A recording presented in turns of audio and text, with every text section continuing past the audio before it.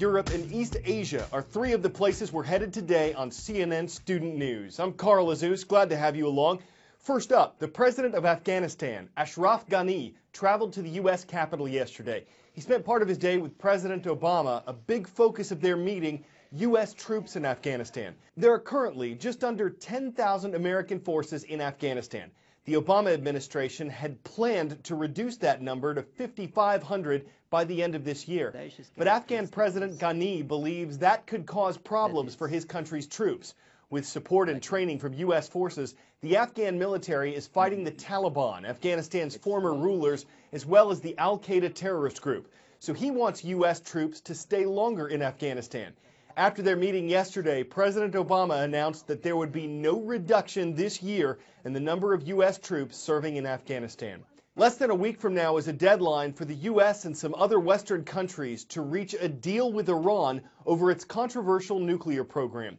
The U.S. wants Iran to put that program on hold. Iran wants sanctions, the international penalties on its economy, to be lifted.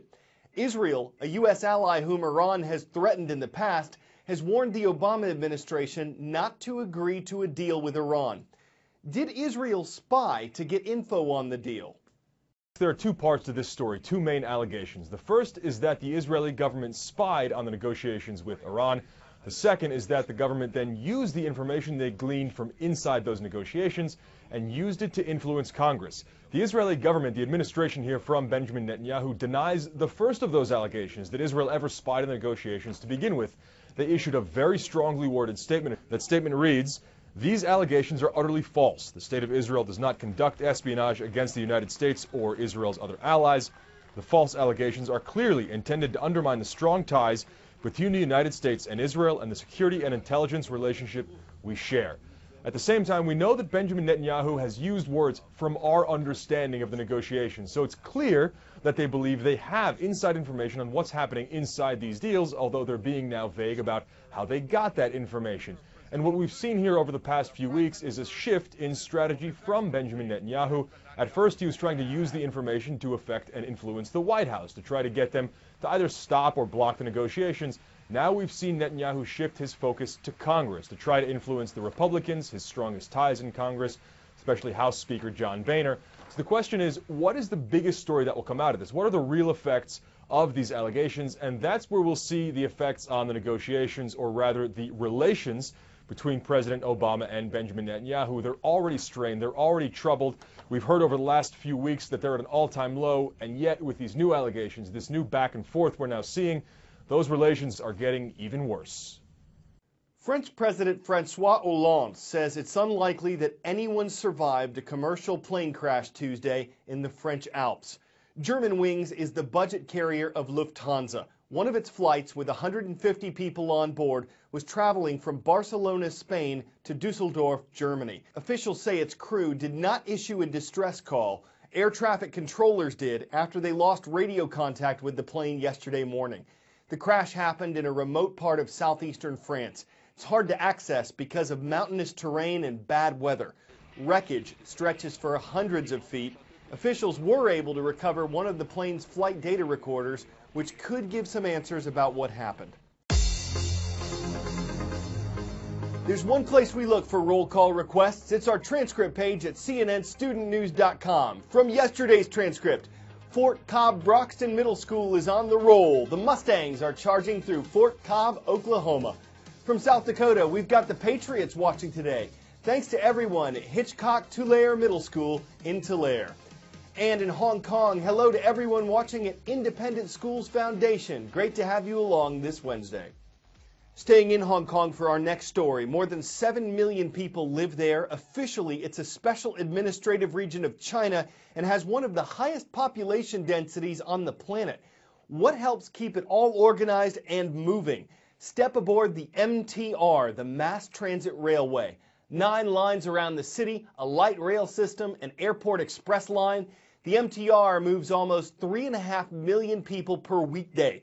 But the people who keep it moving are largely unseen. Their work is done while most everyone else is asleep.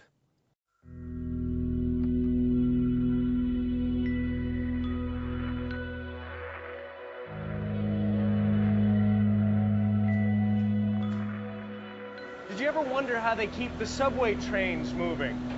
We're here on this maintenance car, and we're about to see how the Hong Kong Metro functions. Basically, these workers hard at work late at night, early in the morning, while everybody else in the city's sleeping.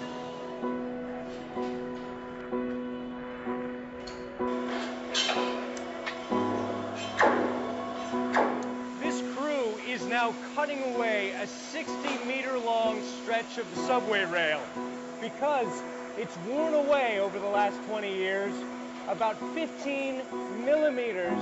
So the team is going to lift this up and replace it with a brand new stretch of rail.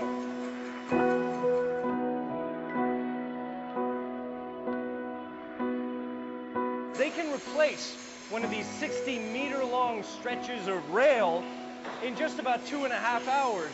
And they have to move fast because the subway's only closed for a few hours in the early morning.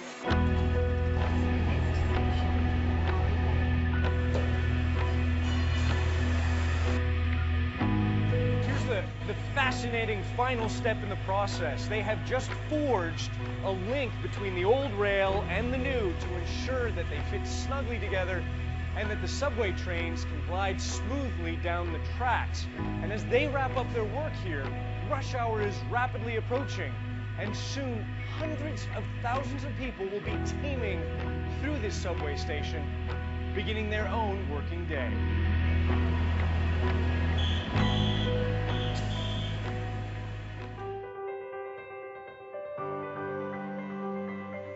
Doctors don't know exactly what causes Coats disease, but they know what it is and what it does. An abnormal development of blood vessels that can lead to severe eye problems, including blindness, usually in one eye.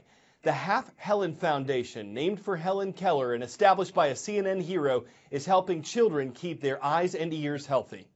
All right, Chelsea. I was a very active child. Anything I could see, I grabbed. I was barely 4 when I lost my vision in my left eye. The following years, I was so angry. This was an irreversible change. 25% of children ages 5 to 17 have a vision problem. 25%. How can you fully embrace all the opportunities available if you can't see them? Okay, keep looking right at the light for me. Our program provides free vision screenings to all school-age children in Maui County. All done, thank you. We actually use advanced technology, which allows us to test in seconds. Had this device been around when I was 4 years old, could have saved my vision.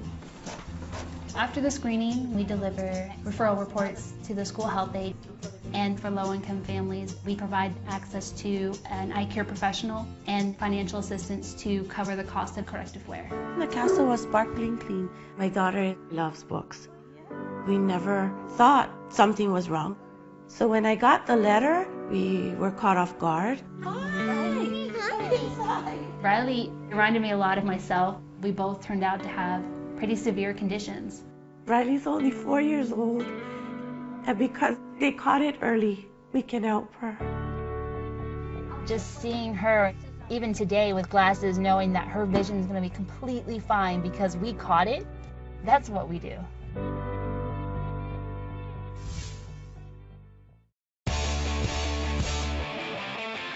An Argentinian newspaper once wrote that Pope Francis, the leader of the Roman Catholic Church, usually eats pretty healthily: chicken, salads, fruit. But when asked what he misses the most since becoming Pope, he said it was going out for a pizza. Well, a pizza maker in Naples, Italy, where the Pope was visiting, heard about it. He baked up a pie, waited for the pontiff to come by, ran up and handed it over. He said the Pope smiled and thanked him. Guess he knew someone would get around to it sooner or later. Don't know if the Pope shared a pizza the pizza, if he repeats as the order, or if he thinks it beats a pizza at a piazza. But for something to eat's a pizza pie beats a cake when you take what you bake and deliver it on your pizza. This is CNN Student News.